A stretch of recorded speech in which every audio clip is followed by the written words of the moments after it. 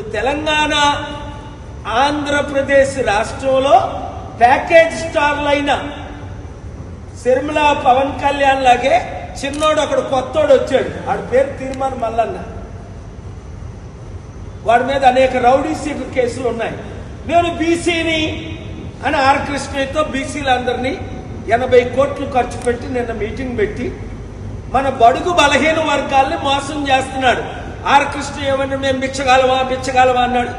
చంద్రబాబుతో భిక్షం అడిగాడు, కేసీఆర్ని భిక్షం అడిగాడు, వైసీపీని భిక్షం అడిగాడు, ఇప్పుడు బీజేపీని భిక్షం అడిగి బీసీలని తాకట్టు పెట్టేశాడు.